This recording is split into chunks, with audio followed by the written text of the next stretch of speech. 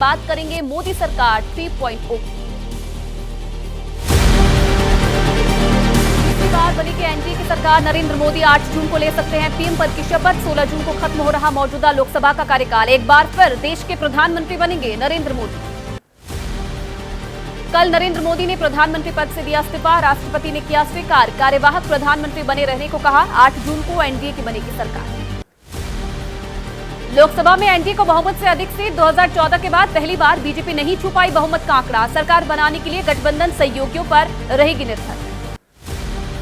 कल पीएम आवास पर 1 घंटे चली एनडीए की मीटिंग। एनडीए के 20 नेता हुए शामिल। बैठक में पीएम मोदी को चुना गया पीएम पद का उम्मीदवार।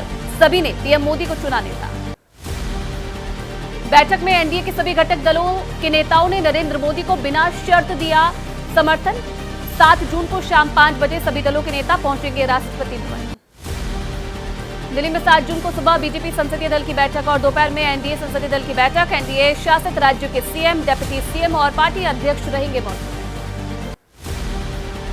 राजनाथ सिंह, अमित शाह, नड्डा को बातचीत का जिम्मा। सूत्रों के मुताबिक सियासी दलों से बातचीत के लिए बीजेपी की ओर से राजनाथ सिंह, अमित शाह और जेपी नड्डा नियुक्त। बीजेपी का man to man mapping plan. सूत्रों के मुताबिक पीयूष गोयल बीजेपी टीडीपी के बीच पॉइंट पर्सन और जेडीयू के लिए अश्विनी वैष्णव पॉइंट पर्सन नियुक्त।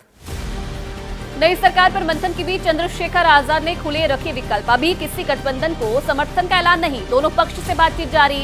एनडीए या इंडिया किसी भी दल में जा सकते हैं चंद्रशेखर। मंत्रिपरिषद की हुई मीटिंग। सूत्रों के मुताबिक बैठक में पीएम मोदी ने कहा, राजनीति में उतार चढ़ाव आता रहता है। हमारी सरकार ने बहुत अच्छा काम किया, आगे भी और बेहतर करेंगे।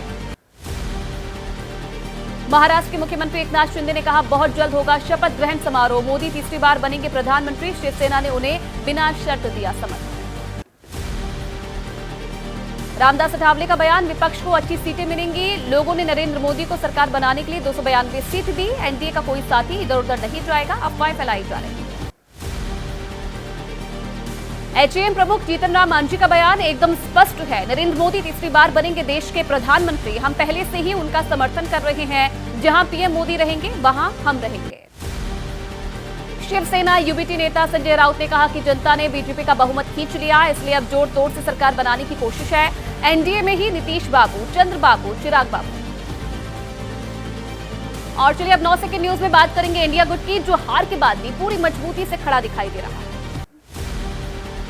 दिल्ली में हुई इंडिया गठबंधन की बैठक। मीटिंग में बोले कांग्रेस अध्यक्ष खड़गे, गठबंधन को समर्थन देने के लिए देश की जनता को धन्यवाद। जनता ने इंडिया गठबंधन पर भरोसा जताया है। मल्लिकार्जुन खड़गे का बयान, जनता ने बीजेपी और उनकी नफरत, भ्रष्टाचार की राजनीति को करारा जवाब दिया है। संविधान को बचाने और महंगाई, बेरोजगारी के खिलाफ लड़ता रहेगा इंडिया गठबंधन।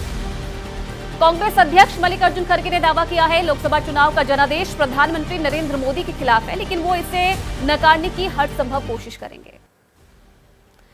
राहुल गांधी ने कहा कि इंडिया भारत की आवाज, इसने अपना निर्णय साफ साफ सुना दिया। जनता ने लोकतंत्र और संविधान की रक्षा में अपना पूरा जोर लगा दिया। संविधान बचाने की जारी रहेगी लड़ाई। जयराम रमेश ने एक्सपोस्ट कर तंज किया। लिखा, निवर्तमान प्रधानमंत्री अब कार्यवाहक प्रधानमंत्री बन चुके हैं। देश ने इनके खिलाफ प्रचंड जनादेश दिया है, लेकिन ये डेमोक्रेसी को डेमोक्रेसी बनाना चाहते हैं। इंडिया गठबंधन की बैठक में शामिल हुए शरद पवार। कहा, लोकसभा चुनाव 2024 के संतोषजनक नतीजों पर चर्चा हुई है। पवार के पोस्ट से अटकलें फिलहाल विपक्ष में ही बैठेगा इंडिया गठबंधन। संजय राउत का बयान, इंडिया गठबंधन को मिला फासीवाद के खिलाफ जनादेश। कहा, हम उचित समय का इंतजार करेंगे। 6 महीने में पता चलेगा कि ये सर्वसम्मति कब तक टिकती है। कर्नाटक कांग्रेस के नेता प्रियांक खड़गे ने कहा कि अगर हमें 25 से 30 सीटें और मिलती तो इंडिया गठबंधन के लिए बेहतर होता, लेकिन जनता का भरोसा कायम रखेंगे। चंद्रबाबू नायडू से एयरपोर्ट पर मिले स्टालिन। मुलाकात के बाद ट्वीट किया, विश्वास है कि वे केंद्र में दक्षिणी राज्यों की वकालत और हमारे अधिकारों की रक्षा करेंगे। एक ही फ्लाइट से दिल्ली पहुंचे तेजस्वी और नीतीश कुमार। सवाल पर बोले तेजस्वी, सलाम दुआ हुई, मेरी सीट पीछे थी, बाद में उन्होंने मुझे आगे बुलाया, लेकिन राजनीतिक मुद्दे पर कोई बात नहीं हुई। अब राजनीति से जुड़ी कुछ अहम खबरों की तरफ रुख करते हैं, सिर्फ 9 सेकंड। बीजेडी वाईएसआरसीपी पर कांग्रेस का कटाक्ष। जयराम रमेश ने कहा, बी टीम से बीती हुई टीम बन गई है। संसद में हर मुद्दे पर बीजेडी वाईएसआरसीपी ने मोदी का समर्थन किया। नवनिर्वाचित विधायकों से मिले बीजेडी नेता नवीन पटनायक। कहा, हमारे काम की वजह से घटी गरीबी, हमने 70% से घटाकर 10% तक लाने के लिए बहुत काम किया है। आज मुंबई में शिवसेना के नवनिर्वाचित सांसदों की बैठक होगी। महाराष्ट्र के सीएम एकनाथ शिंदे ने दोपहर 1 बजे वर्षा बंगलों पर बुलाई मीटिंग। सभी जीते सांसद बैठक में होंगे शामिल। अजीत पवार एनसीपी के पदाधिकारियों की आज बुलाई गई है बैठक। मुंबई के ट्राइडेंट होटल में होगी शाम को मीटिंग। चुनाव के नतीजों के बाद महत्वपूर्ण मानी जा रही है मीटिंग। देवेंद्र फडणवीस ने इस्तीफे की पेशकश की है। कमजोर नतीजों की जिम्मेदारी ली। बोले, हम चूक गए, मुझे सरकार में जिम्मेदारी से मुक्त करें ताकि मैं पार्टी के लिए ज्यादा मेहनत कर सकूं। महाराष्ट्र बीजेपी अध्यक्ष चंद्रशेखर बावनकुले ने कहा कि हम नहीं चाहते कि फडणवीस सरकार से बाहर जाकर काम करे। उन्होंने कोई अंतिम निर्णय नहीं लिया है और ना ही लेना चाहिए। फडणवीस के इस्तीफे की पेशकश पर बोले महाराष्ट्र विधानसभा के नेता विपक्ष विजय वडेट्टीवार, ये बीजेपी का अंदरूनी मामला है। जनता ने बीजेपी को नकार दिया है। उद्धव गुट की नेता सुषमा अंधारे का बड़ा दावा। पता चला है कि चंद्रशेखर बावनकुले और देवेंद्र फडणवीस के बीच बैठक हुई है। गाज गिरने के डर से खुद ही एग्जिट की बात उन्होंने की। सुषमा अंधारे ने कहा है कि देवेंद्र फडणवीस कभी भी महाराष्ट्र में सीएम नहीं बनेंगे, ना ही वो बीजेपी के मुख्यमंत्री पद का चेहरा बनेंगे। विनोद तावड़े हो सकते हैं सीएम केस।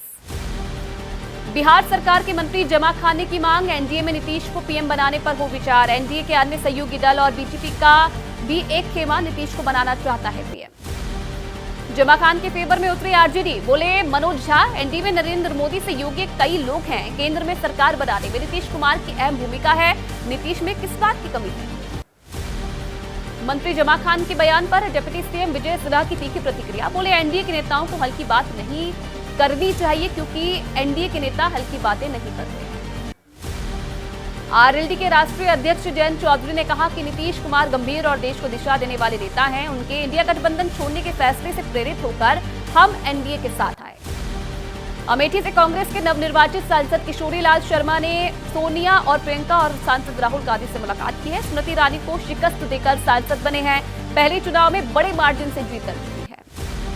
मोदी की तीसरी बार प्रधानमंत्री बनने पर सिर मुंडवाने के बयान देने वाले आप नेता सोमनाथ भारती ने कहा कि जनता ने उन्हें प्रधानमंत्री बनने का जनादेश नहीं दिया।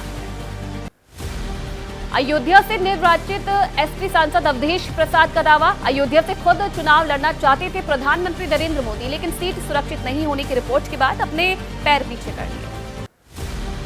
यूपी में बीजेपी की सीट कम होने पर प्रदेश सरकार में वित्त मंत्री सुरेश खन्ना ने कहा, ज्यादा आत्मविश्वास के कारण उत्तर प्रदेश में सीटें कम हुई। हैदराबाद में बोली बीजेपी नेता माधवी लता, बीजेपी एक पार्टी के रूप में जानती है कि सीधे लड़ाई कैसे लड़नी है। महाभारत के पांडव केवल सीधा युद्ध करना जानते थे, लेकिन कौरव पीछे से वार करना जानते थे। राष्ट्रपति द्रौपदी मुर्मू ने राष्ट्रपति भवन में प्रधानमंत्री नरेंद्र मोदी और निर्वतमान मंत्री परिषद के लिए किया रात्रि भोज का आयोजन। हर बार रात्रि भोज देने की परंपरा रही है। मोदी सरकार पार्ट 3 के शपथ ग्रहण कार्यक्रम को ब्रांड बनाने में जुटी बीजेपी और केंद्र सरकार। सभी राज्यों के मुख्यमंत्री, उद्योगपति, समाजसेवी और फिल्मी जगत की हस्तियों को भी न्योता दिया गया। पड़ोसी देश और विश्व के प्रमुख देशों को राष्ट्रीय अध्यक्षों को आमंत्रित किया गया है। नेपाल, श्रीलंका, भूटान, बांग्लादेश, मॉरिशस के राष्ट्रीय अध्यक्षों को विशेष तौर पर आमंत्रित किया गया। यूपी में हुई बीजेपी की हार को लेकर समीक्षा और विमर्श शुरू हो गया है। यूपी बीजेपी के अध्यक्ष भूपेंद्र चौधरी दिल्ली पहुंचे। हार के कारणों पर केंद्रीय नेतृत्व को अपना फीडबैक शेयर करेंगे। बरसाना के राधा मंदिर पहुंची डिंपल यादव। लोकसभा चुनाव जीतने पर मंदिर पहुंचकर आशीर्वाद दिया। मंदिर के पुजारी ने कराई विशेष पूजा अर्चना। डिंपल बोली, बहुत दिनों से राधा रानी के दर्शन की इच्छा थी। यूपी कांग्रेस मुख्यालय गारंटी कार्ड लेने पहुंची मुस्लिम महिलाएं। कल सुबह से कांग्रेस ऑफिस पर जुटने लगी थी महिलाएं। गारंटी कार्ड की कर रही है मांग। अरविंद केजरीवाल को नहीं मिली राहत। अंतरिम जमानत याचिका हुई खारिज। कोर्ट ने 14 दिन के लिए बढ़ा दी न्यायिक हिरासत। अभी तिहाड़ जेल में रहेंगे अरविंद केजरीवाल। राउज रेवेन्यू कोर्ट ने अंतरिम जमानत याचिका पर 1 जून को रख लिया था फैसला सुरक्षित। कल सुनाया फैसला। केजरीवाल को 19 जून तक जेल में ही रहना होगा। सेकंड न्यूज में अब कोर्ट से जुड़ी खबरों का रुख करेंगे, जिनके फैसलों पर देश की नजरें टिकी हुई है। प्रज्वल रेवन्ना को आज बेंगलुरु की अदालत में किया जाएगा पेश। पुलिस कस्टडी खत्म होने के बाद होगी पेशी। यौन उत्पीड़न मामले के आरोपी हैं प्रज्वल। हरियाणा, हिमाचल से अतिरिक्त पानी की मांग का मामला। दिल्ली सरकार की मांग पर आज होगी सुप्रीम कोर्ट में सुनवाई। रिवर बोर्ड बताएगा बैठक में क्या हुआ, कुछ समाधान निकला या फिर नहीं। मथुरा श्री कृष्ण जन्मभूमि और ईदगाह मामला। इलाहाबाद हाई कोर्ट में आज फिर से होगी सुनवाई। विवाद से जुड़ी 18 याचिकाओं की पोषणीयता पर पूरी हो चुकी है बहस। दिल्ली 1984 सिख दंगों के दौरान हत्या का मामला, आज राउज एवेन्यू कोर्ट में सुनवाई। कांग्रेस नेता सज्जन कुमार के खिलाफ दाखिल चार्जशीट पर संज्ञान लेकर सुनवाई कर रहा है कोर्ट। कार्ति चिदम्बरम की आज हो सकती है कोर्ट में पेशी। चाइनीज वीजा केस से जुड़े मनी लॉन्ड्रिंग के मामले में थी गिरफ्तारी। राउज एवेन्यू कोर्ट में चल रहा है मामला। लैंड फॉर जॉब मामले में आज राउज एवेन्यू कोर्ट में होगी सुनवाई। ईडी की तरफ से दाखिल चार्जशीट पर संज्ञान लेकर सुनवाई कर रहा है कोर्ट। और चलिए अब 9 सेकंड न्यूज में बात करेंगे अपराध से जुड़ी खबरों की। करुणी सेना के प्रमुख सुखदेव गोगामेडी की हत्या का मामला, एनआईए ने गैंगस्टर गोल्डी बरार सहित 11 के खिलाफ दाखिल की चार्जशीट। हत्याकांड में आतंकवादी गैंगस्टर सिंडिकेट की साजिश का पता चला। बिहार के सैरसा में सिपाही की पत्नी की हत्या में खुलासा, पति ने ही करवाया था अपनी पत्नी का कत्ल। आरोपी सिपाही और उसका भाई गिरफ्तार। अवैध संबंधों के शक में हत्या की आशंका। लखनऊ में व्यापारी की बेटी के साथ नौकर ने दिया दरिंदगी को अंजाम। बाथरूम में कैमरा लगाकर बनाया लड़की का आपत्तिजनक हालत में वीडियो दिखाकर लड़की को किया ब्लैकमेल। नौकर की हरकत से परेशान लड़की ने अपने परिवार को बताई आप बीती। परिजनों की तहरीर पर पुलिस ने आरोपी के खिलाफ मामला दर्ज कर किया गिरफ्तार। परिवार का भरोसा जीतने के बाद नौकर की करतूत। और चलिए अब देश के अलग अलग राज्यों से जुड़ी खबरों का रुख करेंगे सिर्फ 9 सेकंड न्यूज में। यूपी के कासगंज में ज्वेलरी शॉप में लगी आग, एसी में ब्लास्ट की वजह से आग लगी। दुकान की ऊपरी मंजिल पर लगी आग। मौके पर पहुंची फायर ब्रिगेड ने काफी मशक्कत के बाद आग पर पाया काबू। पंजाब के मोगा में फैक्ट्री में लगी आग। दौधर गांव के पास मिंट फैक्ट्री में लगी आग। जानकारी के बाद मौके पर पहुंची फायर ब्रिगेड की टीम, आग पर पाया गया काबू। आग से लाखों के नुकसान की आशंका। नोएडा में सेक्टर 119 स्थित एल्डेको सोसाइटी में आग की घटना। सोसाइटी की बिल्डिंग में 7वीं मंजिल पर लगी आग। शॉर्ट सर्किट की वजह से इमारत में लगी आग। लोगों में अफरा तफरी। नैनीताल के भीमताल में खाई में गिरी कार, हादसे में 6 लोगों की मौके पर हुई मौत। कई लोग बताए जा रहे गंभीर घायल। जानकारी के बाद मौके पर पहुंची रेस्क्यू टीमें, गाड़ी में सवार थे 11 लोग। उत्तरकाशी में सहस्त्रताल ट्रैक पर गए 9 ट्रैकर्स की मौत। 13 ट्रैकर्स को सुरक्षित रेस्क्यू किया गया। 13 ट्रैकर्स को जिंदा बचने में व्हाट्सएप मैसेज ने निभाई अहम भूमिका। समय रहते पहुंचा पाई मौत।